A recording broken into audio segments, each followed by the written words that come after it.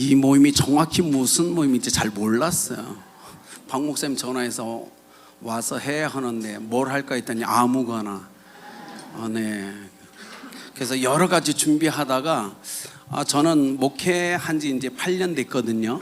목회를 잘하는 것도 아니고, 그리고 기도를 잘하는 것도 아니고, 특별히 제자 훈련을 탁월하게 하는 것도 아니고, 그래서 연락을 받고 열심히 강의안을 준비했어요. 리더십의 도전이란 거 하고 계속 하다가 다 포기했습니다. 다 내려놓고, 그래서 오늘 아마 여기 계신 목사님 사모님들과 나누는 거 여기저기 횡설수설하면서 죽을 쓰더라도 맛있게 드셨으면 좋겠어요.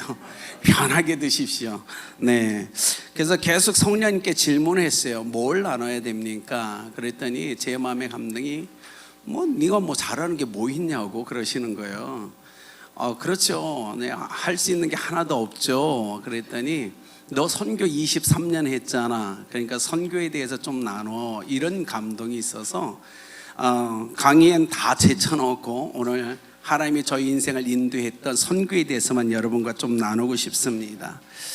아마 선교사든 목회자든 하나님 앞에 서서 살아가는 삶은 거의 똑같다고 저는 생각을 하죠.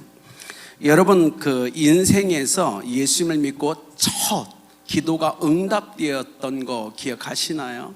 아니면 인생에서 언제 가장 진실하게 하나님께 기도해 보신 적 생각나시나요? 저는 초등학교 4학년 때였던 것 같아요. 저희가 동아기독교 후손입니다. 제가 4대인데 어릴 때부터 부모님이 교회 안 가면 때리니까, 야단치시니까 어떡하겠어요. 시골에서 태어나서. 가는데 어느 날 시골에 가면 이렇게 잔디로 묘지가 잘 돼 있잖아요. 그래서 산 꼭대기에 있는 묘지에 올라가서 조용히 드러나서 따뜻한 봄날에 햇빛을 받으면 좀 졸려고 했더니 딱 뜨니까 하늘에 뭐가 왔다 갔다 하는 거예요. 뭐죠? 비행기. 그래서 초등학교 4학년 때 처음으로 하나님께 이런 기도를 했어요. 하나님, 우리 집 가난하고요, 여기 충남 보령이라 삼면이 바다거든요. 제가 이곳을 탈출할 수 있을까요? 그러면서 하나님께 초등학교 4학년 때 정말 처음으로 기도했어요. 하나님, 제발 저 비행기 한 번만 태워주세요. 그랬어요. 그냥 간절히 기도의 형식도 아니었고, 그냥 초등학교 4학년짜리가 정말 마음을 담아서 하늘에 계신 우리 아버지 이렇게 기도한 게 아니고, 그냥 묘에서 잔디밭에 들어와서 하늘을 보면서 하나님, 나 한 번만 저거 태워줘요 라는 기도를 했어요. 그리고 아다시피 우리가 어릴 때 기도는 다 잊어버리잖아요. 근데 시간이 지나서 어느 날 기억해냈어요. 요셉이 어릴 때 꿈을 꾸었다가 잊어버렸다가 형들이 와서 엎드려 절할 때 생각났던 것처럼 갑자기 생각났어요. 선교사가 돼서 생각났어요. 그리고 어느 날 딱 보니까 놀랍죠? 하나님이 정말 1년에 6번 이상 비행기를 태워주고 계신 거예요. 그때 생각났어요. 와, 초등학교 4학년 때 아무것도 모르고 기도도 모르는데 묘지에 드러나 따뜻한 봄날 햇빛을 받으며 하나님께 내가 정말 스스럼 없이 정말 어린아이 마음으로 깨끗하게 외쳤던 그 기도를 하나님 들으셨다라는 걸 확신했어요. 제가 그렇게 성장하다가 중학교 3학년 때 저희 형님이 군대에서 폭발물 사고로 순직하셨어요. 인문계 고등학교를 다니려고 한참 하는데 폭발물 사고로 형님이 돌아가시니까 부모님이 인문계 가지 말고 공고를 가서 자격증을 다 돈 벌어라는 거예요. 그나마도 삼면이 바다에서 절망인데 제 꿈이 꺾이는 절망을 또 경험합니다. 근데 어떻게 해요? 그래도 아들이잖아요. 그래도 착해서 순종했어요. 그래서 저희 반에서 처음으로 이제 공부를 합격했는데 공부도 재미없고 내 꿈 다 꺾였으니까 희망도 없고 부모님은 싫고 막 이런 거예요. 그러다가 고등학교 2학년 때 이제 시골에 가서 형님이 이제 돌아가신 지 거의 이제 2년이 지나가니까 형이 머물렀던 방을 막 가다 보니까 이제 공책임이 여건이 걸려 보니까 형이 썼던 일기가 있는 거예요. 일기. 그래서 제가 일기를 읽는데 이런 글이 있어요. 부모님은 우리가 4대째 크리스찬 집안이니까 형님이 침신대를 가서 목회자가 되기를 원하신다는 글이 있어요. 근데 자기는 아무리 봐도 하나님이 자기를 안 부른 거예요. 왜냐면 감동도 없고 그 길을 간다는 어떤 비전도 없고, 그래서 부모님의 기대와 하나님이 자기를 부르지 않았다는 이 현실 속에서 엄청나게 갈등했던 내용 일기가 계속 있는 거예요. 그래서 제가 그 일기를 보다가 갑자기 무릎을 꿇고 하나님께 정말 대성통곡을 했어요. 그러면서 하나님께 헌신했죠. 하나님, 제 형님이 가지 못한 이 길을 제가 가겠습니다. 그러니까 하나님 저를 좀 써주십시오라는 기도로 고등학교 2학년 때 형 방에서 울면서 그렇게 기도했던 생각이 납니다. 여기는 여러분은 어떻게 부르심을 받았습니까? 부르심 참 중요하죠. 그러면 하나님이 여러분을 부르셨는데 지금 초심을 잃지 않고 계신가요? 우리는 성령으로 시작한 사람들입니다. 마지막까지 성령으로 마무리를 해야 됩니다.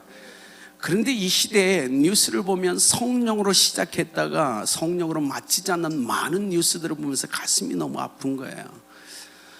제가 작년에 필리핀 지부 FMB 이사기 때문에 지부 총회를 섬기러 갔어요. 갔더니 선교사님들이 저한테 질문한 거예요. 이사님이니까 질문합니다. 재산권에 대한 문제를 어떻게 생각하십니까? 이러는 거예요. 우리가 갖고 있는 선교지 재산을 FMB 해외 선교의 명의로 이렇게 바꿔야 됩니까? 아니면 파송교회에 줘야 됩니까? 현지 교회 아니면 현지 총회에 넘겨야 됩니까? 이런 질문을 저한테 하는 거예요. 그래서 제가 이렇게 얘기했죠. 잘 모르겠습니다. 저는 잘 모르겠습니다. 잘 모르겠지만 선교지 재산을 침례교 해외 선교회로 넣는 게 답일까? 아니면 파송교회에 넘기는 게 답일까? 현지 교회나 사역자들에게 넘기는 게 답일까? 저는 모르겠습니다. 왜냐하면 FMB 안에서도 그 규정이 지금은 없기 때문에 그렇습니다. 그리고 딱 한마디 있어요. 뭐냐면, 그런데 선교사님들, 하나님이 여러분을 선교사로 부를 때 어떤 마음이셨습니까? 하나님이 여러분을 선교사로 부를 때 그 감정이 남아있을 거 아니에요. 그 감동이 있을 거 아닙니까? 그때 하나님 앞에 예 하나님 제가 선교사로 살아가겠습니다라는 어떤 마음의 헌신이 있었습니까? 그걸 기억해낼 수 있다면 답은 이미 여러분 안에 다 있습니다. 그러니까 자꾸 다른 사람에게 질문할 필요 없습니다. 초심으로 돌아가면 답은 다 나옵니다 라고 대답해주고 제가 돌아왔어요. 여러분 어떠세요? 하나님이 여러분을 부르셨잖아요. 저같이. 어쩌면 저같이 여러분도 무릎 꿇고 우리 자신이 하나님께 헌신한 사람도 있을 거고, 기도하다 내가 너 꼭 필요하니 이 길 가자라고 받은 분도 있을 거예요. 그러나 동일하죠. 하나님의 부르심 앞에 초심을 잃지 않고 그 길을 걸어가는 것보다 위대한 것은 없다라는 겁니다. 그 길에 수백 명을 전도했던 수천 명을 전도했던 아니면 대형 교회를 아니면 작은 교회라든 그건 상관이 없어요. 그건 중요한 게 아니에요. 하나님이 우리한테 와서 대형 교회 잘했다 칭찬할까요? 저는 그렇다고 보지 않아요. 내가 너를 부른 그 목적에 따라 너가 신실하게 살아갔느냐, 이게 더 중요하지 않을까요? 저는 그게 더 중요하다고 보는 겁니다. 그래서 우리는 선교사로 제가 23년 살았고, 목회자로 지금 저희 교회에도 침례교회에서는 작은 교회가 아니잖아요. 100대 안에 들고 50대 안에 드는 교회잖아요. 그럼에도 불구하고 저는 그게 눈에 안 들어오는 거예요. 교회 사이즈가 얼마나 큰지 성도인지 이게 하나도 안 들어와요 저한테는. 왜죠? 저는 깔끔하게 성령의 부르심 앞에 순종했고, 사명이 끝나면 그냥 그 자리를 떠날 거기 때문에 그래요. 왜냐면 그렇게 부르심을 받았거든요. 그렇게 인생을 살다가 어느 날 이제 신학교를 갔죠. 여러분이 아픔이 있죠? 저도 아픔이 있어요. 연의동에서 첫 사역을 시작했어요. 제가 서울에 있을 때 밑에는 장로교회 1000명이 모이는 장로교회가 있었고, 산 위에는 조그만 침례교회가 있었어요. 그래서 기도했죠. 하나님, 그때는 신학 가기 전에 하나님 어느 교회로 갈까요? 라고 기도했어요. 1000명이 넘는 장로교회를 갈까요? 아니면 산 꼭대기 있는 저 침례교회를 갈까요? 근데 제 마음이 뿌리가 침례교회잖아요. 그러니까 하나님이 저를 산 위에 있는 교회를 인도했는데 침례교회인 거예요. 거기에 나이가 지긋한 한 분이 서 계셨어요. 그래서 제가 이렇게 했죠. 교회에 들어가서 기도해도 되나요? 했더니 하라고. 들어가서 무릎 꿇고 한 2시간 뭐 기도했죠. 엄청나게. 그러더니 그분이 다가오셔서 이렇게 얘기했어요. 신학할 거야? 그러시는 거예요. 하나님께 제가 헌신했고 하나님이 저를 그렇게 인도해 가는 것 같습니다. 그랬더니 그분이 그러면 이미 사역자네. 신학교 안 들어갔을 때거든요. 그런 사역자네. 이제 전도사 사역해 내가 페이 줄게. 그래서 아니 신학교 시험도 안 쳤는데요. 그래서 그냥 애기 전도사 됐어요. 그리고 그 다음 연도에 신학교에 들어갔죠. 근데 가서 알게 됐어요. 그 교회가 우리가 얘기하면 완전 뻐개진 교회인 거예요. 담임 목사님이 미국 가 있는 동안 부목사님이 성도들 다 데리고 나가서 그 1000명 되는 그 교회 옆에도 교회를 개척하신 거예요. 그러니까 목사님이 와보니까 성도가 뭐 작년이 한 40명, 주일학교는 거의 없고 뭐 중고등부도 청년부도 거의 없는 상태에 사역자가 하나도 없는 상태에 제가 애기 전도사로 간 거예요.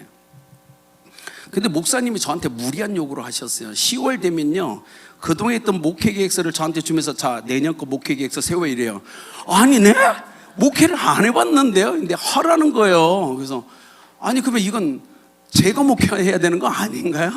해냈어요. 2년간 코피 터지면서 목회도 모르면서 그동안 했던 거 보면서 1월달 첫째 주 뭐 막 다 만드는 거 12달. 근데 하나님이 은혜를 주셨죠. 하나님이 2년을 그 교회에 있는 동안 놀랍게 부흥시켜 주셨어요. 작년이 130명 넘어갔고 아동처가 40명, 청년부가 한 35명 넘어갔어요. 계속 부흥하니까 이제 목사님이 갑자기 교회 건축을 하시겠다는 거예요.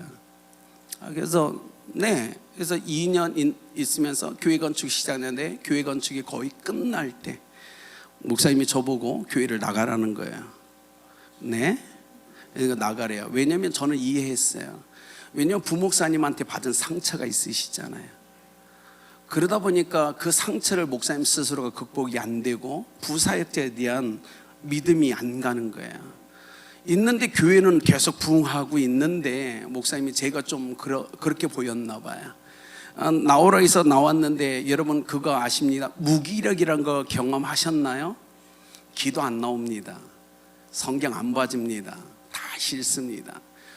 그런데 이 목사님이 한술 더 뜨셨어요. 제가 나온 보령에 있는 교회에 저희 시골교회 목사님이 선배셨는데 전화해서 얘 정신이 좀 이상하다고 이렇게 하신 거예요. 그러니까 저희 어머님이 전화 왔어요. 너 대체 무슨 죄를 졌냐 이러시는 거예요. 아니 이게 말이 안 되잖아요.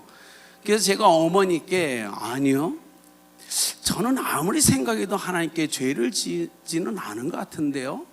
근데 기도도 안 나오고 목사님이 어머니 데려다 놓고 애가 이상하다, 교회에서 뭘 잘못했다 계속 얘기하니까, 근데 어머님이 새벽 예배를 나가서 계속 기도하는데 성령의 음성이 들린 거예요. 성령이 저희 어머니한테 너 왜 네 아들을 그렇게 힘들게 해? 네 아들은 내가 쓰려고 훈련 중에 있는데 너까지 힘들게 왜 그래? 기도만 해 그러셨대요.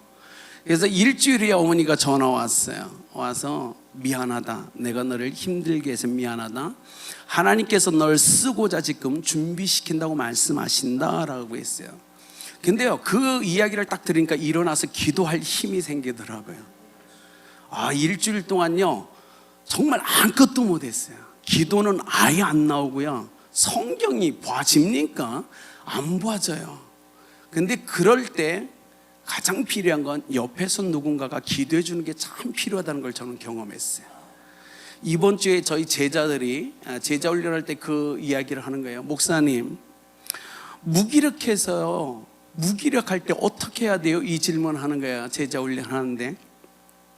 그래서 제 이야기를 해주고 이렇게 했어요. 제자야, 그런 때는 너는 아무리 해도 기도가 안 나올 거야. 성경이 안 봐질 거야. 다 싫어.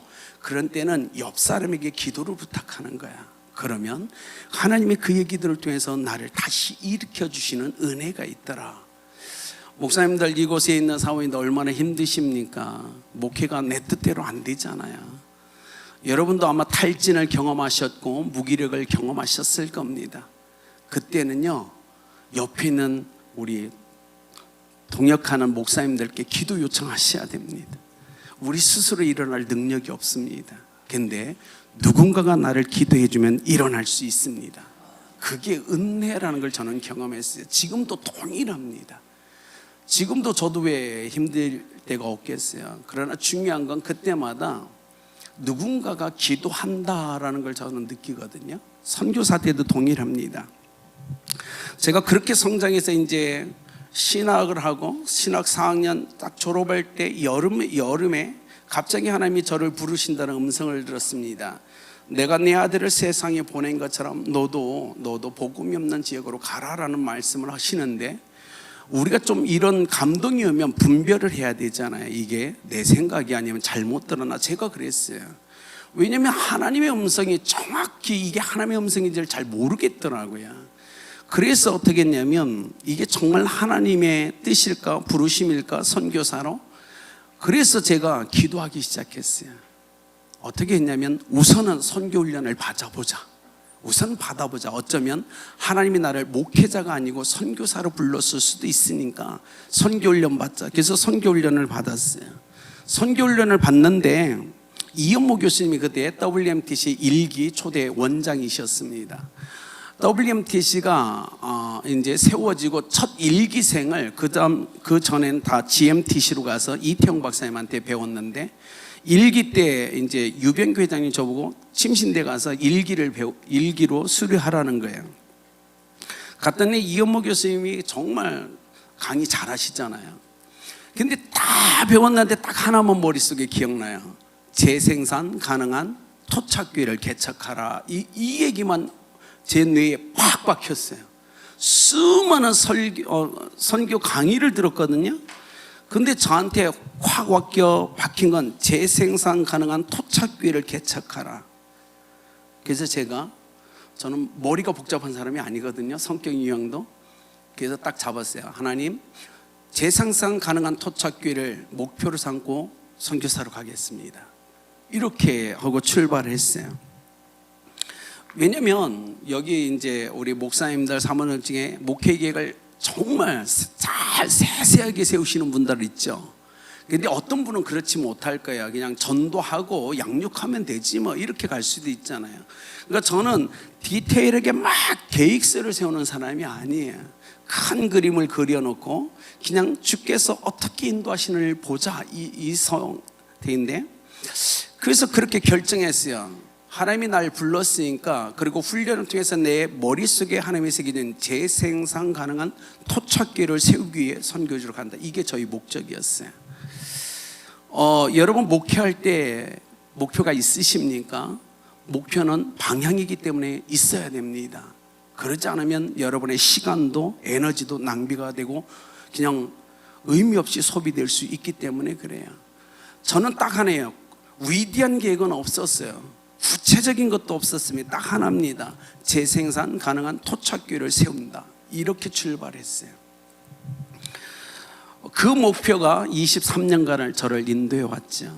하나님이 그렇게 인도하셨는데, 여러분 혹시 로버트 폴 검이라는 사람이 쓴 책이 있습니다. 우리가 알아야 할 모든 것은 유치원에서 배웠다. 이 책 읽어보셨나요? 폴 검이라는 신학 이렇게 글을 좀 많이 쓰셨어요. 그분이 이렇게 얘기합니다. 이 시대 교회가 왜 문제가 되는가? 딱 하나로 얘기합니다. 유치원 때 배운 걸 제대로 실천하지 않아서 그렇다, 이렇게 해요. 거기에서 그가 자기 얘기를 씁니다. 폴검이 우리가 알아야 할 모든 것은 유치원에서 배웠다. 유치원에 갔더니 선생님이 가르치기 시작합니다.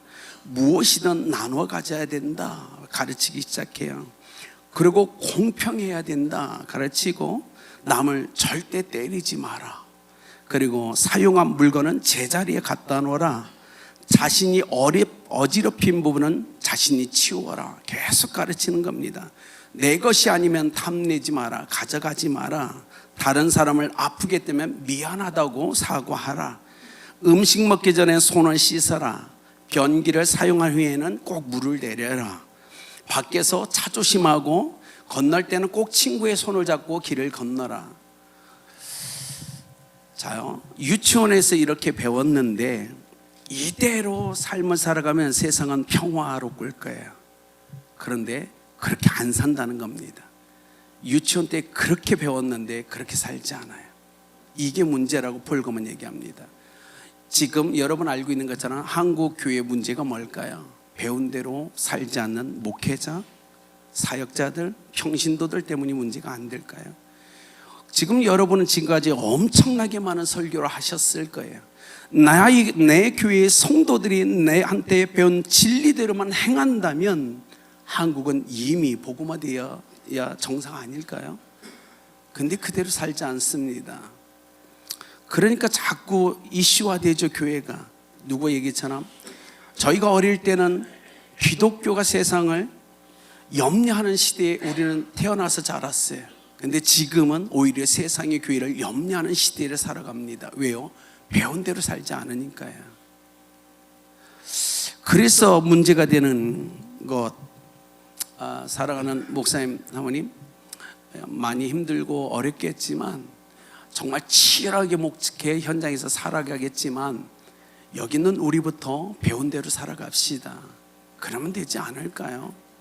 하나님은 그걸 원하시는 것 같아요. 우리가 위대한 거 그거 아닌 것 같습니다. 배운 대로, 내가 가르친 대로. 그래서 제가 아름다운 교회 가서 목회를 시작할 때 하나님께 엎드려 계속 기도했던 건 하나였어요. 하나님, 제가 성도들 앞에 설교한 그 내용대로 살아가게 도와주십시오. 왜냐하면 성경은 예언적 요소가 많잖아요. 목사가 다 살아서 설교하는 게 아닙니다. 하나님의 말씀이기 때문에 선포하는 거예요. 내가 아직 살지 못하지만 그러나 말씀이기 때문에 선포되는 건 말씀인 거예요. 누군가가 목회자로 와서 비꼬죠. 목사님 살으셨어요? 살고 설교하세요. 말도 안 되는 소리예요. 성경은 살았기 때문에 설교하는 게 아니에요. 살으라고 설교하는 거예요. 안 그렇습니까? 그래서 하나님 앞에 엎드려 기도했어요. 하나님, 제가 설교하는 만큼만 살아간다면 이 세상에서 가장 멋진 목회자가 되지 않을까요? 그러니 하나님, 제가 설교한 만큼만 인생을 살아갈 수 있는 은혜 주십시오라고 기도했어요. 침례교회가 희망이 있기 위해선 우리가 가르친 만큼 우리도 살아가야 된다는 사실입니다. 그게 굉장히 중요한 말씀이기 때문에 그래요. 여기 있는 우리 목사님들 사모 중에 나는 유치원 안 다녔는데, 저도 안 다녔어요. 그래서 저도 유치원에서 배운 게 없거든요.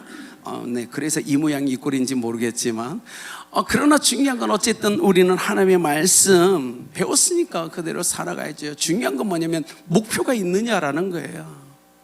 그게 중요하죠. 여러분 혹시 예전에 영화 2006년도에 미국에서 나온 영화가 있어요. 그리다이언 갱이라는 영화가 있어요. 그 한국에는요 영화 상영은 안 되고 DVD로 나와 있었어요.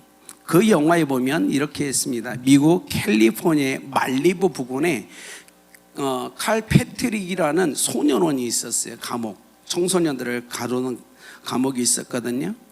여기는 재범, 그러니까 다시 2번 이상 죄를 지은 사람들만 수용되는 장소였어요. 75% 이상이 다시 죄를 지고 돌아오는 것이었어요. 근데 거기에 청소년 보호관찰관인 션 포터라는 사람이 그곳에 오게 됩니다. 근데 이 션 포터라는 청소년 보호관찰관이 보니까 이게 다 젊은 애들 아니에요. 청소년들. 야, 이렇게 하기엔 좀 그런데 하고서 한 가지 제안을 합니다. 미식축구팀을 얘들한테 만들어서 운동시켜야겠다라는 취지를 하고 아이들을 모아서 미식축구 팀을 만듭니다. 그러니까 애들이 뭐예요? 저거 감옥에서 저거 배워서 뭐하게, 이런 아이들이 있는 반면에 아이들이 와서 운동을 배우기 시작합니다. 그리고 처음으로 션 포터가 감옥 밖에 있는 고등학교와 시합 일정을 잡아요. 근데 감옥에서 난리 났죠. 안 된다고. 감옥 밖으로 이 아이들을 데리고 나가서 시합하는 건 불가능하다. 끊임없는 설득을 합니다. 그리고 드디어 첫 번째로 아이들이 밖에 나가서 고등학생들과 미식축구 시합을 해요. 근데 놀랍죠? 밖에 나가니까 어떻게 해요? 부모님들이 아이들이 밖으로 나오니까 볼 수 있는 거예요. 그리고 운동장에서 운동하는 건 자기 자식들을 부모님들이 볼 수 있는 겁니다. 소리도 쳐주고 응원도 해주고. 근데 놀라워요. 이 아이들이 미식축구를 하는 게 이제 매력적인 목표가 됩니다. 왜냐하면 밖에 나갈 수 있어.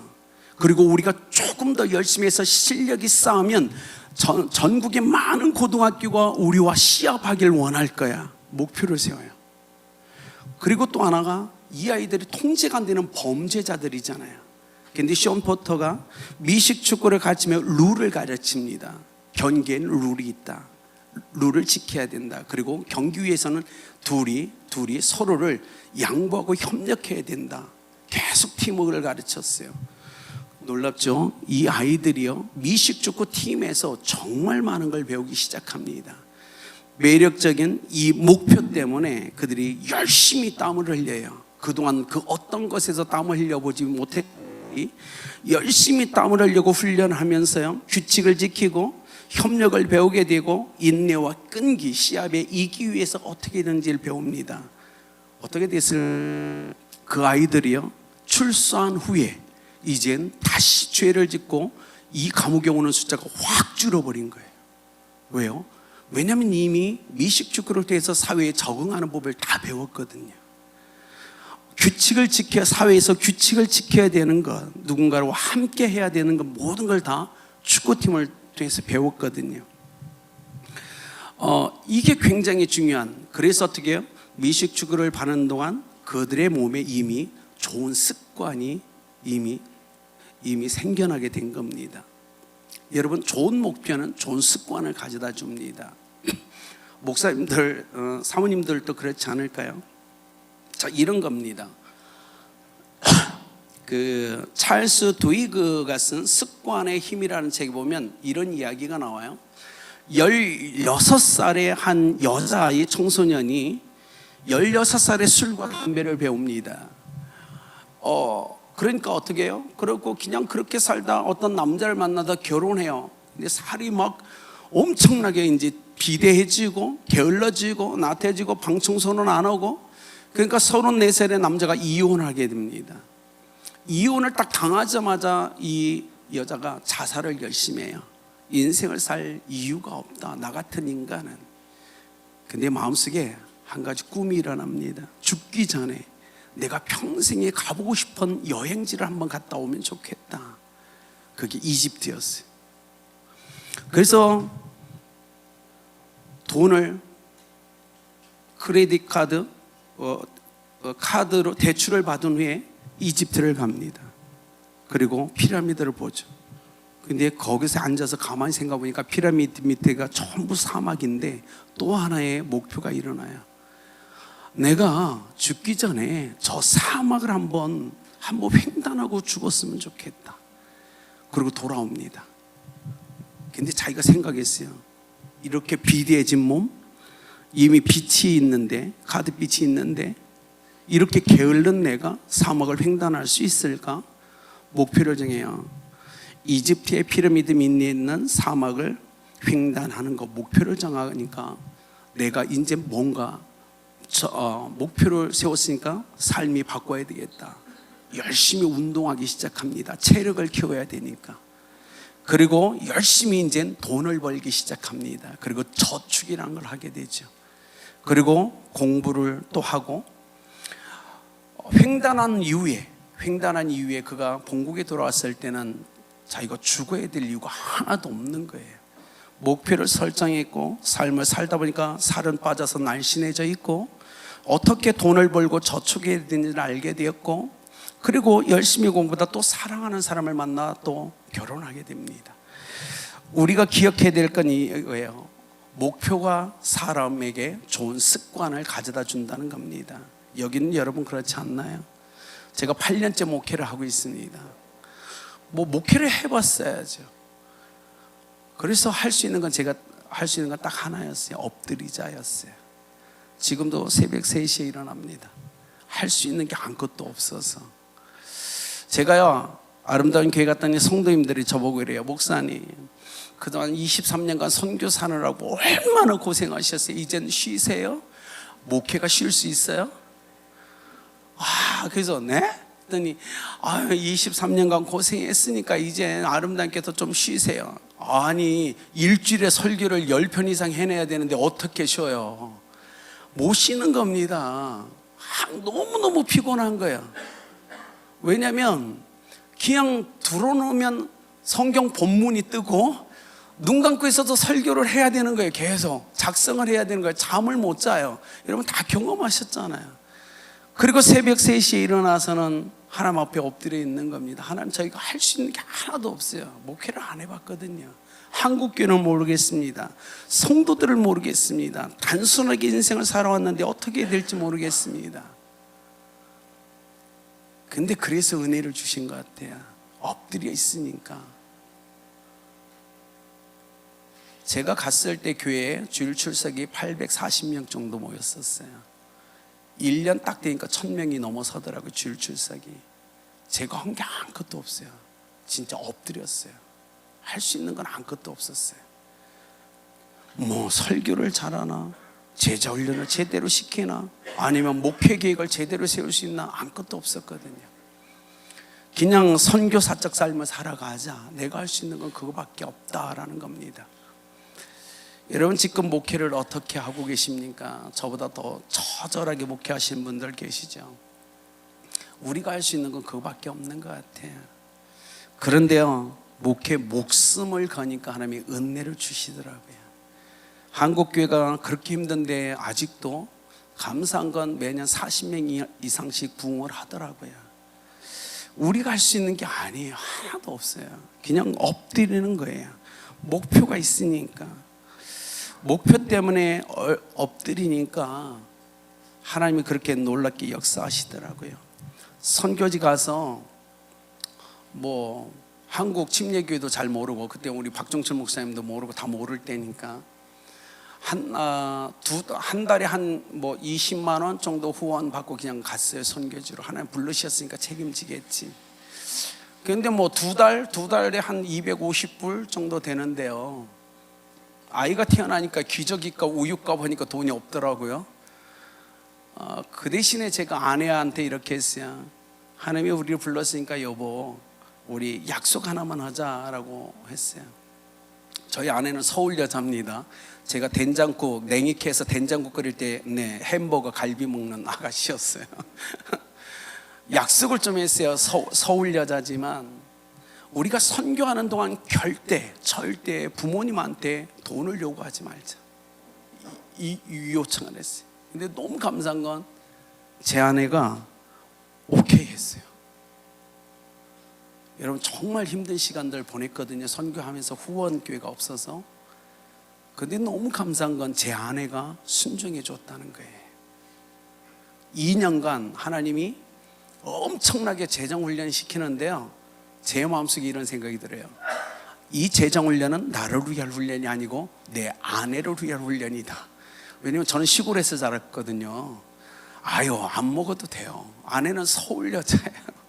힘든 거예요. 잘 살던 사람이 선교사가 되어 왔는데 후원이 안 되니 얼마나 힘들었겠습니까? 그런데 남편과 함께 하나님 앞에 엎드려 우리를 선교사로 부르신 하나님 앞에서 절대 부모님 앞에 손 벌리지 말고 하나님이 주시는 갖고 살아가자라는 결단했을 때 너무너무 힘들어 하더라고요. 2년 어느 누구한테 얘기하지 않고 힘들 때마다 엎드렸어요. 근데 그때마다 채워주세요. 2년이 딱 되니까요, 하나님이 재정 훈련 오케이, 그러더니 딱 2배로 올리세요, 후원을. 그러니까 숨통이 트이더라고요. 그렇지 않아요? 여러분, 가지고 살다가 없으면 힘들지만 없다가 생기면 정말 천국이에요. 제가 그걸 경험했어요. 20만 원 갖고 있다가 2년 지나서 40만 원 생기니까 숨통이 트여요. 다 아시잖아요. 저희 아내 힘들게 한 적이 있어요. 딱 200원 남았는데 YM에서 친구들이 12명이 온 거예요. 근데 제 마음에 YM 청년들을 밥을 한번 해 먹여야 되겠다는 마음이 있었어요. 그래서 아내한테 여보 우리 갖고 있는 걸 털어서 우리 한국 요리해서 우리 12명의 한국 청년들 먹이자 했더니 우리 아내가 막 화를 내는 거예요. 이 못난 남편하고 사는 것도 힘든데 말이야 200원 남은 걸 다 털어서 뭘 밥을 해. 그러면 그 다음날 뭐 먹고 살 건데 막 화를 내는 거예요. 그러더니 이제 본인도 기도하는 사람이니까 하루 저녁 지나고 난 다음에 순종하겠다고 그러더라고요. 우리 사모님들 생각할 때 참 나쁜 남자죠. 그래서 해줬어요. 저희 아내가 너무 감사해요. 해주고 기도하는데 놀란 건 그 다음 날 10배의 축복을 주시더라고요. 하나님이. 우리는 그걸 너무너무 경험을 정말 많이 했어요. 하나님 살아계시다.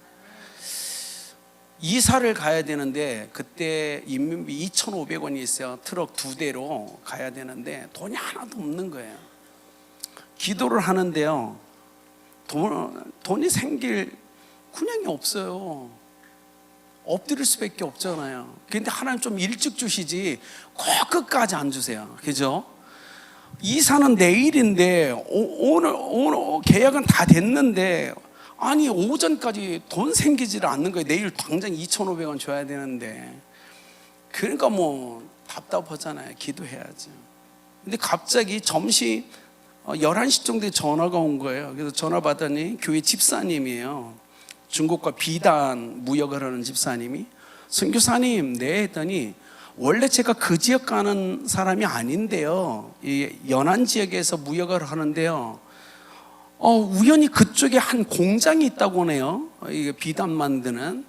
그래서 오늘 그곳을 거쳐가게 됐어요. 점심 같이 하시죠 그러는 거예요. 놀랍죠. 가서 점심을 같이 먹고 그분이 헌금을 해준 게 딱 이사 비용이었어요. 그래서 제가 그랬어요. 하나님 주려면 좀 일찍 주면 안 돼요? 속 다 태워놓고 오늘 제가 그래서 경험 안 해보셨어요? 우리 다 그 경험했잖아요. 하나님은 일찍 안 주시더라고요. 그냥 끝까지 근데 안 주시진 또 하나 주시긴 주셔. 근데 숨통이 까딱까딱 할 때 주세요. 그래서 아름다운 교회에서 기도할 때도 그 얘기 하죠. 하나님 우리 성도들이 이렇게 기도 제목 많은데 기도 응답이 늦어지면 우리에겐 상처가 되고 아픔이 되고 정말 힘듭니다. 조금만 더 일찍 응답해 주세요. 이 기도해요. 제가 경험을 했기 때문에 성도님들 기도 제목 보면서 하나님 이 기도는 너무 오래 끌면 상처받아요. 조금만 일찍 응답해 줘. 막 이 기도. 그게 우리 목자의 심정이잖아요. 경험했기 때문에. 목표는 우리의 삶을 바꿉니다. 그렇죠. 목적이 생기면 사랑하는 여러분 방법도 선택도 달라져야 된다는 거 우리 알죠. 자, 여기 골프 치시나요? 저도 서울에 있다 보니까 자꾸 지방의 목사님들 골프에 오라는데 제가 골프 안 배워요. 왜냐하면 시간을 너무 써야 돼서 제가 일부러 안 배웁니다. 근데 골프에 18개 홀이 있죠. 홀마다 클럽, 그러니까 채를 다 바꾸어서 잡고 치셔야 됩니다. 홀에 따라서 공을 가격하는 힘이 달라져야 되고 코스에 따라서 공략하는 전략이 다 바꾸어져야 돼요. 아니야 골프잖아 한 채 하나로 똑같이 치면 되지. 실패할 겁니다. 내 목표가 무엇이냐에 따라서 우리는 전략이 방법이 다 바뀌어져야 됩니다. 힘을 가격하고 방향을 트는 것도 다 바뀌어야 된다는 거예요. 마라톤도 동일합니다. 마라톤을 뛰기 위해서는 복장이 달라야 되고 준비물이 달라야 됩니다. 코스가 올라갈 때고 내려갈 때가 있죠. 직선과 곡선이 따로 있습니다. 언제 스피드를 내야 될지, 언제는 안정을 유지해야 될지 다 다른 거예요. 내 목표에 따라서 그래야 돼요. 활도 동일합니다. 10m냐 50m냐 100m에서 활이 달라지기도 하고 화살이 달라지기도 하고 주는 힘이 달라지고 방향이 달라집니다. 그렇기 때문에 우리의 모든 목표를 하나로 간다는 건 불가능합니다. 내가 하나님 앞에 기도했고 어떤 목표를 가졌냐에 따라서 우리의 방법은 달라져야 되는 거예요. 그러니까 저는 우리 교회에서 이렇게 얘기합니다. 저의 목회의 방향성에서 대형교회는 제가 따라갈 교회가 아닙니다. 대형교회는 저는 오직 성경적 교회를 따라갈 겁니다 라고 얘기했어요. 왜냐하면 교회는 단순해요. 예수 그리스도의 터 위에 말씀으로 지어지는 게 교회이기 때문에 그렇습니다. 대형 교회가 아니에요. 그러니까 여러분, 대형 교회를 흉내낼 필요 전혀 없습니다. 부러워할 필요도 없습니다. 우리를 부르신 하나님 앞에서 예수 그리스도의 터 위에서 오직 말씀으로 열심히 건축하십시오. 그것이 하나님이 원하는 거예요. 그러기 위해서 우리는 기도해야 되고 말씀에 집중하며 가르쳐야만 된다는 겁니다. 하나님이 그걸 우리에게 원하기 때문에 그렇죠. 제가요, 이젠 선교사로 갔는데, 처음에는 단기 선교사로 갔어요. 2년간 갔는데요, 막 뜨거웠어요. 하루에 5시간 이상씩 기도했던 사람이고, 성경을 엄청 먹고 낮에는 열심히 전도했던 사람이 선교지로 가니까 얼마나 전도하고 싶겠어요. 근데 중국어를 하나도 못하고 한자로 된 사형리만 딱 하나 갖고 갔어요. 선배를 잘 만나십시오. 북경에 있는 선배한테 질문했어요. 중국 가는데 성경 가져가도 돼요? 그랬더니 선배가, 너 그러다 걸리면 어떡할래? 아니, 네, 그런 가이드, 그런 선배 만나면 안 됩니다. 가지고 가셔야 됩니다. 아니, 뭐 가이드가 다 뭐 선배가 뭐 그거 가져오다 걸리면 어떡할래? 맨 이런 얘기만 해줘요. 그래서 야, 맞나? 그래서 책을 한 권 가져왔어요. 하나님을, 헨리 블랙갑이 하나님을 경험한 사람의 책을 딱 갖고 갔어요. 근데 가자마자 언어가 안 되지만 전도하고 싶은 마음이 너무 많은 거예요. 그래서요, 가자마자 전도하려고 했더니 내가 기도하는데 성령의 음성이 이러더라고요. 네가 나를 위해서 무슨 일인가를 하려고 하는 그 모든 걸 멈춰라 그러시더라고요. 그러더니 너는 오늘부터 나와의 관계, 사랑의 관계를 회복해야 된다 이러시는 거예요. 네? 하나님, 제가 하나님과의 관계가 문제가 있다고요? 제가 이곳에 오기 전까지 매일 5시간 이상씩 기도하고 매일 나가서 전도하고 성경을 보고 전도사로 살았는데요. 근데 하나님이 뭐라고 했냐면 이런 거예요. 그건 사역을 위해서였잖아. 네가 언제 나하고 친밀한 교제 해봤어? 그러시는 거예요. 맞더라고요. 사역 때문에 하나님 붙잡고 있었지 내가 친밀한 관계를 갖지는 않았던 거예요. 그래서 회개하고 매일 저녁 12시에서 새벽 2시까지 하나님을 경험하는 사람을 펴놓고 혼자 풀기 시작했어요. 2시간씩. 그리고 그대로 하려고 노력했어요. 기도합니다. 하나님과의 관계를 회복시켜 주십시오. 그러면서 낮에는 중국어를 배우자. 사성 배우고 뭐 인사하는 거예요. 니하오, 자 이제 뭐 이런 거 배운 거예요. 그냥 오전에 3개월을요 그렇게 하고 아침 6시에 일어나서 다시 기도하고 성경 보고 묵상하고 8시 학교를 가지고. 근데요 3개월을 딱 그렇게 끊임없는 하나님의 관계를 추구하고 나니까요 놀라운 일이 일어났어요. 참 조심스러운 일인데 여러분 그런 거 경험해 보셨어요? 아침에요 제가 대학을 딱 갔는데요 대학 안에 성령이 운행하시는 게 보여요. 여러분 이런 경험 안 해보세요? 희한해요. 그날따라 제가 대학 캠퍼스를 딱 갔는데 하나님의 영이 그 캠퍼스 안에 움직여 간다는 게 제가 느껴져요. 그래서 어떻게 했냐면 돌 의자에 학생이 앉아 있는데 가서 조용히 앉아요. 그리고 얘기했죠. 내가 한국 유학생이다. 그리고 나 이것 좀 읽어줄래? 사형리를 핀 거예요. 한자잖아요. 그러니까 얘들이 읽어주겠다고. 그래서 제가요 그냥 두 이래요. 존칭어 그런 거 모를 때니까 읽어줘. 두 그러니까 애가 막 읽어줘요. 그래서 끝나면 동남아 이래요. 이해했어? 제가 그랬어요. 그러니까 한자잖아요 다. 저는 몰라요. 못 읽고 못 알아듣고 있어요. 제가 2번째 넘겨서 두 하니까 얘가 또 읽어요. 3번째 그리고 또 동남아 하니까 알겠대요. 자기가 무슨 뜻인지. 3번째 4번째 그때 가면 하나님은 당신의 마음을 하십니다 라고 영적 기도가 나와요. 사형리. 그래서 제가 단순하게 이렇게 했어요. 니하오 신마 이렇게 믿을래? 놀랍죠? 영접하는 거예요. 믿겠대요. 에?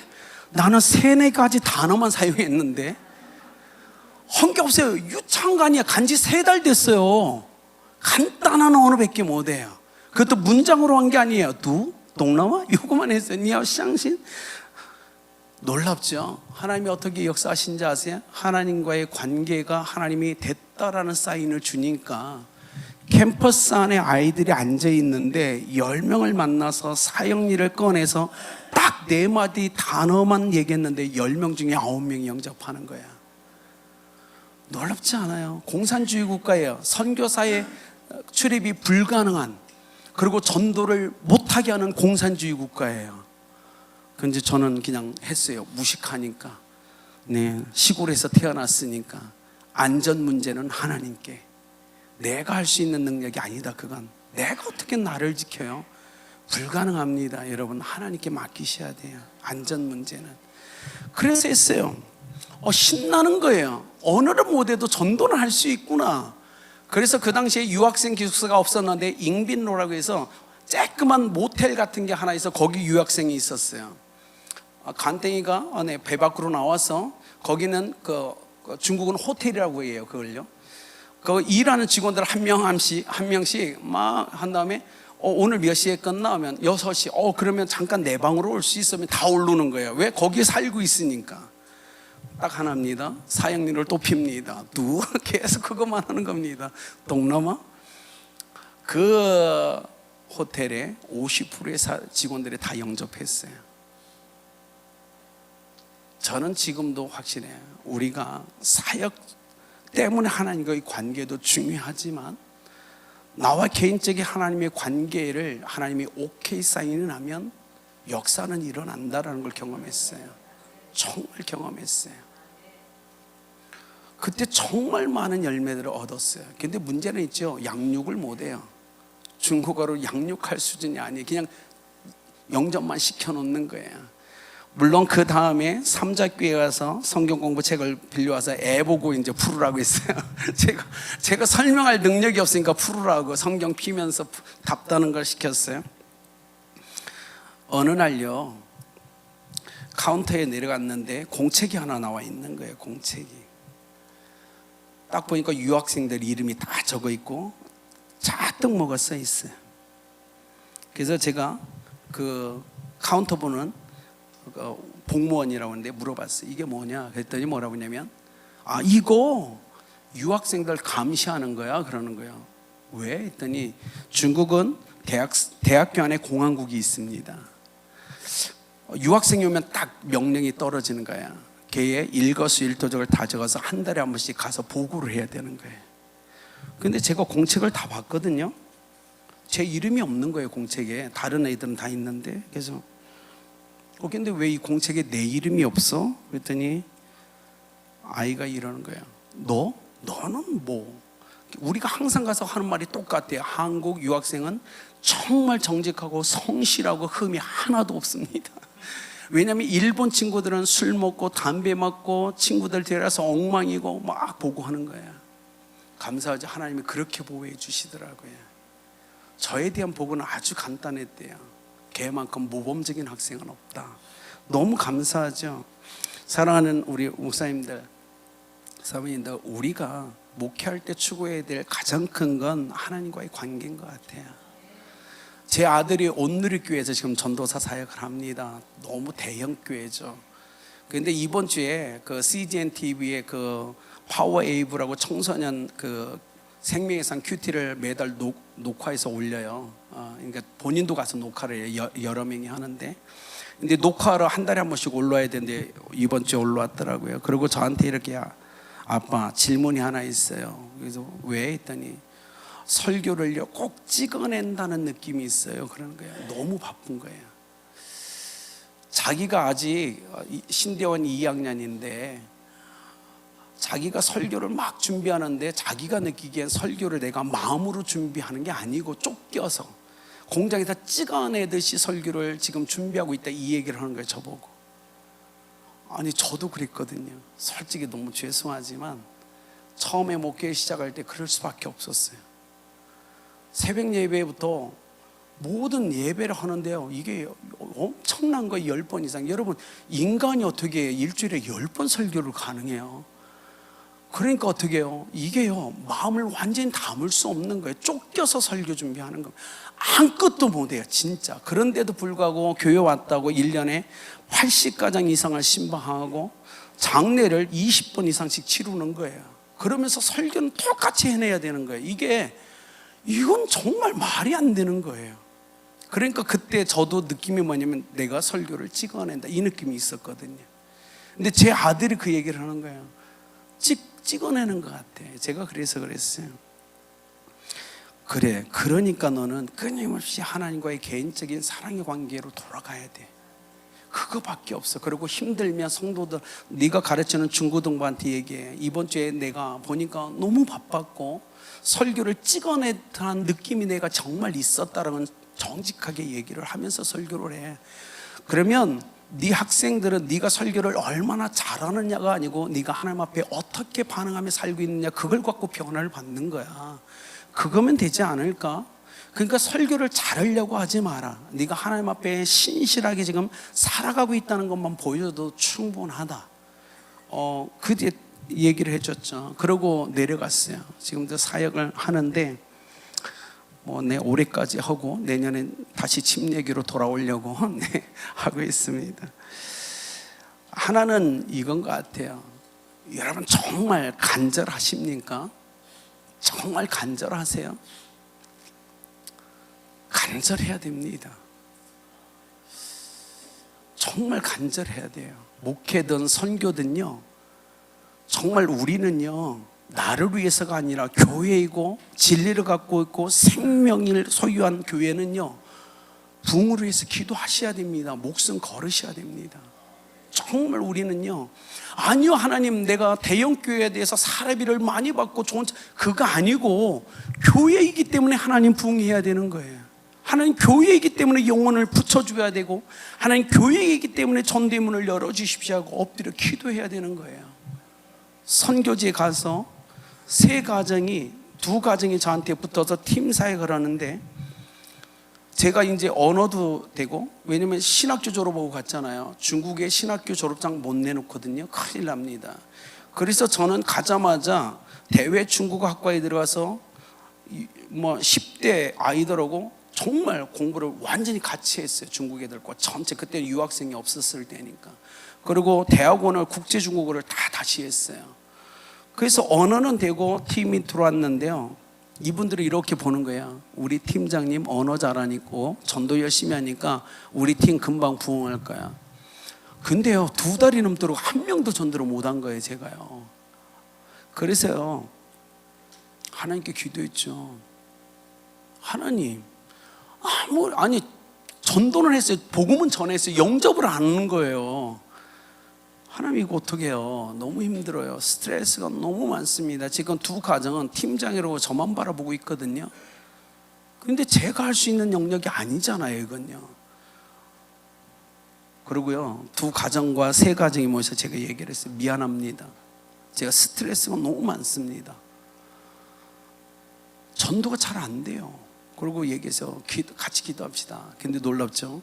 기도를 정직하게 제 마음의 이야기를 나누고 기도했는데요, 그 다음 달부터 전도가 되기 시작하는 거예요. 1명, 2명 들어와서 23명, 18명 가지고 첫 예배를 드렸어요. 18명. 12월 23일에 첫 예배를 드렸습니다.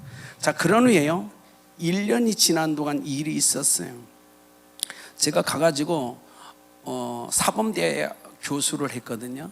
한국어 교수를 하는데 한 분이 저를 오래요.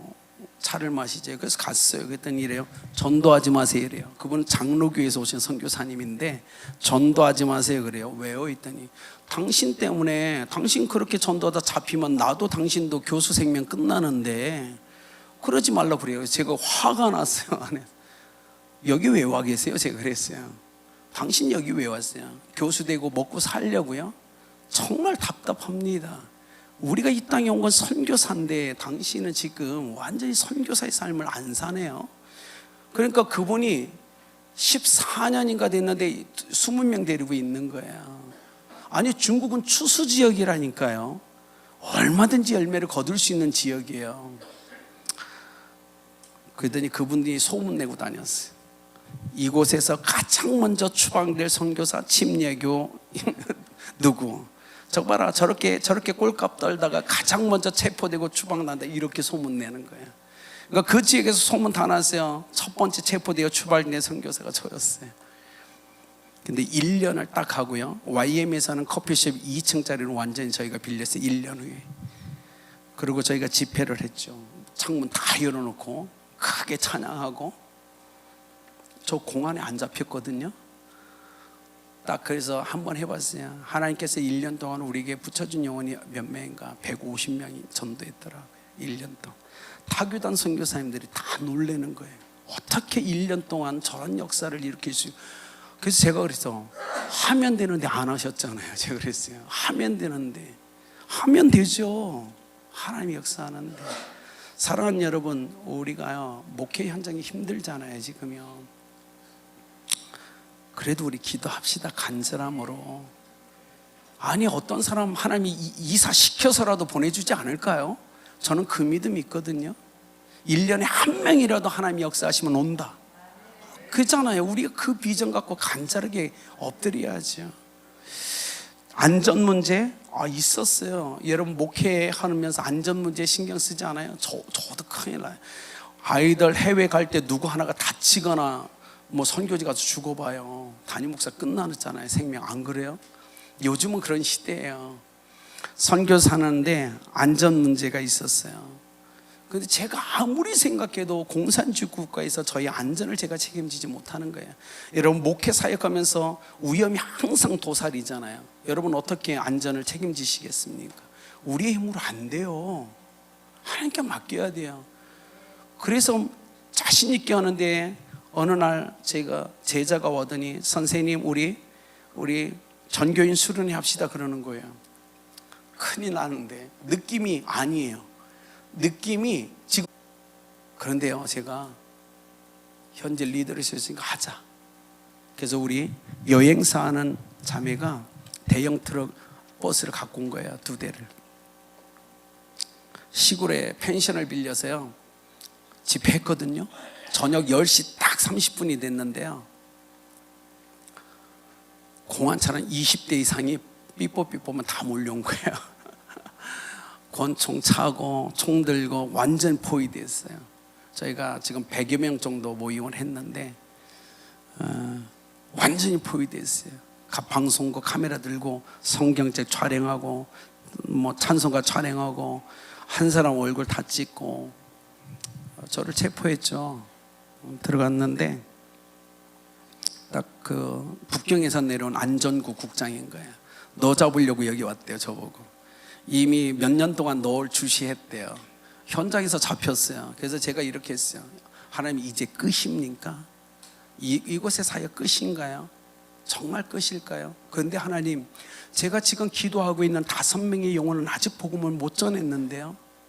그러면 그 5명의 영혼은 어떻게 해야 되죠? 이 기도가 나오는 거예요.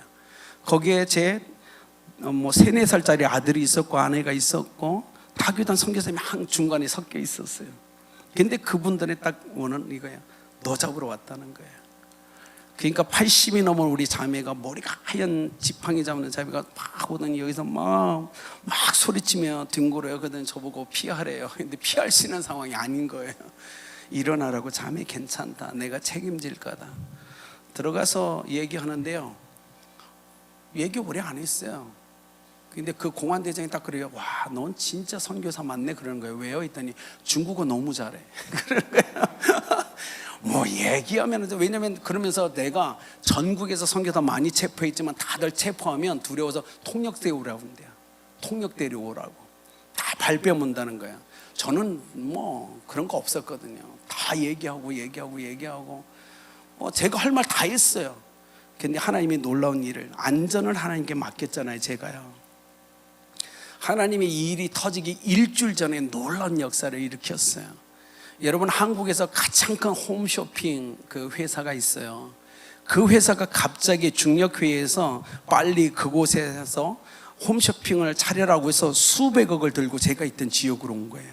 그래서 건물을 사고 스튜디오를 만들고 해야 되는데 시장조사를 안 했네.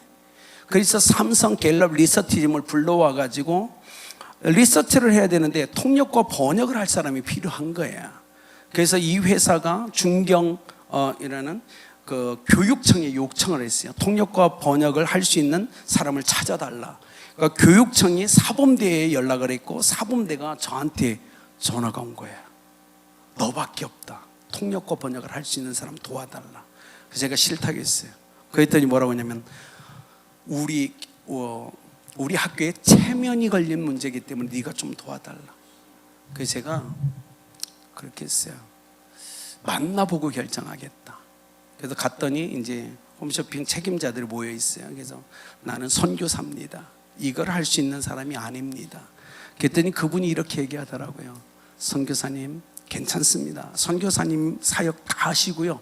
나머지 시간만 떼서 번역이 필요한 건 집에서 해서 이메일로 보내주시면 되고 몇 번만 조사 나갈 때 한번 해주십시오. 그러 대신에 최고의 대우를 해주겠습니다. 그래서 저는 일주일만 도와주면 되는지 알고 오케이 했어요. 그래서 3달을 도와달라는 거예요. 그리고 이 일이 터진 거예요. 이 일이 일주일 만에 체포됐어요. 공안에게 얘기했죠. 내가 이 지역에 역사의 가장 큰 해외 투자 회사의 통역과 번역을 지금 맡고 있다. 내가 전화해서 내일부터 못 도와준다고 연락할 수 있도록 해달라. 그래야 그 사람들이 계속 이 땅에서 사업을 할 거 아니냐. 그랬더니요 조사를 해본 거예요. 정말이에요. 1년에 수백억을 투자하는 회사예요. 그러니까 몇 년 되면 조 단위 투자가 이루어지는 회사가 와 있는 거예요. 그러니까 저를 못 건드려요. 아니 몇 년을 잡으려고 왔는데 못 건드리는 거예요. 그래서 제가 철수 명령을 하길래 새벽 1시가 넘었어요. 차가 없어요, 시골이라. 그래서 제가 우리가 철수하겠다. 근데 차가 없으니까 공안 차량 대형 버스 2대만 빌려달라 했더니 막 화를 내. 범죄자들을 위해서 국가 차량을 막 또 화낸. 그래서 제가 그랬어요. 아니 그럼 어떻게 철수하라고요? 그래서 지금 철수하라며. 그래서 제가 하다가 그러면 우리 자매 보고 우리 그 여행사 차량 2대 오라고 해도 되냐? 그러니까 된대요. 그래서 와서 집에 가는데 체포를 않는 거예요, 저를. 그리고 딱 비자가 딱 1달 남았어요, 이제. 그래서 저희 아내가 기도하다가 1달 남았으니까 우리가 비자 신청을 해보자. 추방이면 빨간 도장이 나올 거고 그렇지 않으면 정식 비자가 나올 거다. 하나님의 뜻을 분별하고 싶었어요. 비자 신청했거든요. 중국은 매년 1년씩 받아야 돼요, 체류 비자를. 3년짜리가 나왔어요.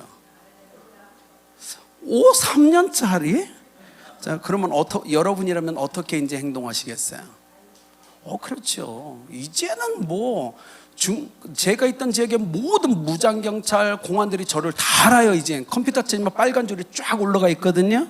자, 그런데 중국 정부가 비자를 3년을 줬어요. 이젠 저를 못 내보내요. 어떤 공안도. 그 다음 날부터 사정없이 전도로 다니는 거예요. 쫓아다녀요. 공안들이 계속 쫓아다녀요. 들어요. 상관없어요. 막 전도하니까 제자가 선생님 왜 저 사람이 어떤데 계속 매일 쫓아다녀요. 그래서 괜찮아, 안전하잖아. 비자 줬는데 저 사람이 나 어떻게 못해. 그 기간 동안 정말 놀라운 부흥이 일어났어요. 거침없이. 저는 숨을 이유가 하나도 없는 거예요. 이젠 공식 자격증을 정부가 허락했기 때문에 거침이 없었어요. 그동안 했던 열매보다 엄청난 열매를 거뒀죠. 걷다가 그 홈쇼핑에 중직들이 저보고 식사를 하자고 갔어요. 원탁 테이블 큰 거 몇 개 중직들이 모여 있는데 이런 얘기를 하는 거예요. 우리 그룹의 회장님 이해할 수 없어요. 왜냐하면 이렇게 큰 대그룹인데 어떻게 시장조사도 안 하고 급파해서 건물을 사고 스튜디오를 만들 수 있죠? 우리 같은 대그룹이요. 이해가 안 된다는 거예요. 왜 갑자기 회장님이 그렇게 결정했을까? 이런 일이 한 번도 없는데 그냥 중력회의 하다가 갑자기 돈 싸들고 빨리 가서 건물 사서 스튜디오 만들라고 있다는 거예요. 이해가 안 가는 거예요. 제가 그 얘기를 들으면서 딱 하나 생각했죠. 안전 문제를 하나님께 맡겼더니 하나님이 한국에서 가장 큰 대그룹을 옮기셨다라는 거예요. 그분들은 예수 안 믿어요. 근데 하나님이 그걸 통해서 한 선교사를 지키시더라고요. 여러분 목회 현장도 그렇지 않을까요? 여러분을 사랑하는 하나님이 하나님이 부르셨잖아요. 그럼 하나님이 책임지지 않을까요? 저는 선교사를 살면서 그 생각을 했어요. 지금 목회도 동일합니다. 하나님이 목회를 부르셨으면 하나님이 책임지셔야 돼요. 모든 경비, 출장을 보내는데 출장 경비 당연히 회사가 책임져야 되는 거 아니에요. 저는 그 믿음이 있어요. 하나님이 날 보냈으니 하나님이 책임진다. 그랬더니 놀라운 역사가 일어났어요. 제가 한국에 들어올 때까지 우리 침례교 선교사 중에요 5% 안에 후원되는 선교사였어요. 어마어마하게 하나님 후원해 주셨어요. 2년 되니까 2배, 또 2년 되니까 2배 계속 하나님이 올리시는데요, 제가 하나님이 내게 주신 재정의 훈련을 믿음으로 받고 통과했더니 하나님이 주시더라는 걸 경험했어요. 저희 아내는 그걸 더 확실하게 그걸 깨닫고 있죠. 여러분, 경제적으로 많이 힘들지 않으십니까? 우리 목회 현장도 선교 현장도 참 재정이 참 힘들죠. 그것만 해결돼도 참 재밌게 사역할 수 있을 텐데, 한 아내가 45년간을 정말 찢어지게 가난한 남편과 살았대요. 그리고 45년 살고 난 다음에 견디지 못해서 남편한테 나 이제 도저히 못 살겠어, 당신 사랑한다고 결혼해서 45년 살았는데 이렇게 찢어지게 가난할 줄 알았으면 나 결혼 안 했어. 그랬더니 남편이 한마디 하더래요. 조용히. 내가 결혼하기 전에 분명 나는 당신밖에 없다고 얘기했는데. 여러분, 힘내십시오. 우리 그 얘기 하더라고요. 저희 아내한테 정말 감사했던 게 뭐냐면, 선교사에 가면서 제가 이렇게 부탁을 했어요. 여보, 이 선교헌금은 성도들이 하루 8시간씩 근무하고 일해서 보낸 선교헌금이거든. 그러면 최소 선교사인 나도 8시간은 사역을 해야 체면이 서잖아. 그러니까 내가 매일 나가서 8시간째 선교 사역하는 걸 뭐라고 하지 마. 그래서 그랬더니 아내가 오케이를 해줬어요. 그래서 저는 매일 아침마다 밖에 나가서 설교 준비라든 강의라든 사람을 만나 저도 하루 8시간을 끊임없이 선교 사역을 살았어요. 근데 제 아내가 너무 감사한 게 그걸 이해를 해줬다는 거예요. 서운해하지 않았어요. 지금도 동일하게 그걸 인정을 해주는데, 여러분, 여의도 침례교회 국명호 목사님 부목사 때 어려운 시절 이야기를 들어보셨나요? 여의도 침례교회 부사역자가 돼서 여의도가 워낙 비싸니까 우리가 부목사 할 때 방을 좀 멀리, 교회에서 멀리 허름한 집을 하나 얻었다고 얘기하죠. 예전에 여러분 가스통 갖고 사용할 때가, 살았을 때가 있었잖아요. 그래도 둘이가 밥상을 차려놓고 밥을 먹는데 사각사각 소리가 나더래요. 그래서 딱 보니까 그 가스통 줄을 쥐가 살짝 갉아먹고 있더래요. 너무 겁이 나서 터질까봐 사모님이 국명호 목사님한테 여보, 저 쥐 좀 어떻게 해봐 했더니 국명호 목사님이 한마디 했대요. 당신이 나보고 기도와 설교에 전념하랬잖아.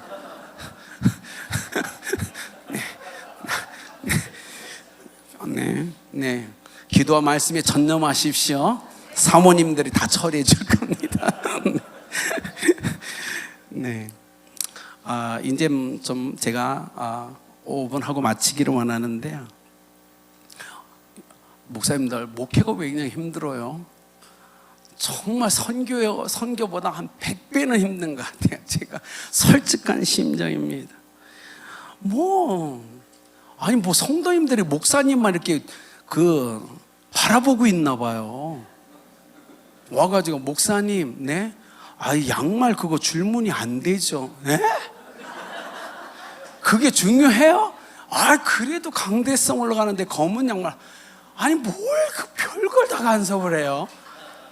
와, 목사님 왜 거기 앉아 계세요? 이쪽에 앉아 계세요? 왜요 또?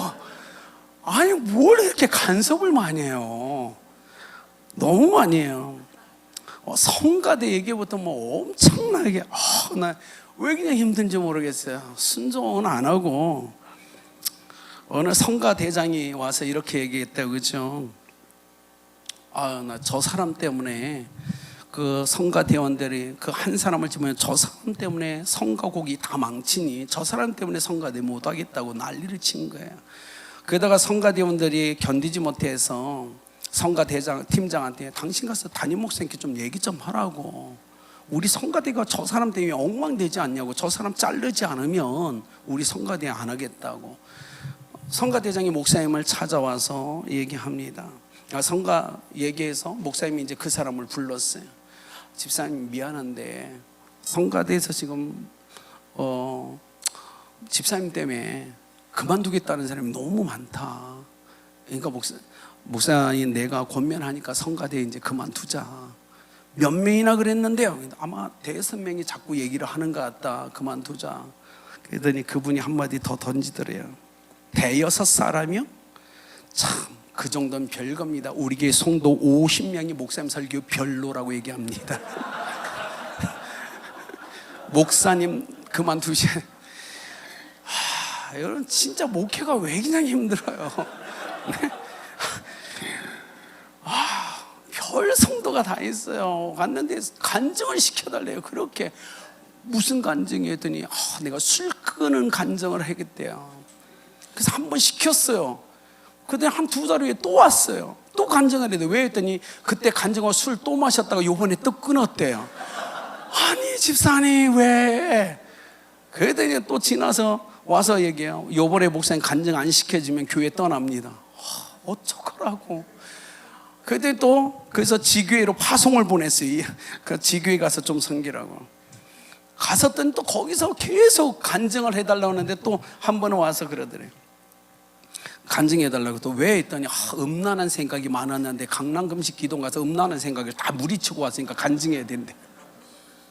제가 그랬어요. 집사님 미안한데 최소 3년 지난 다음에 얘기하면 안 될까요?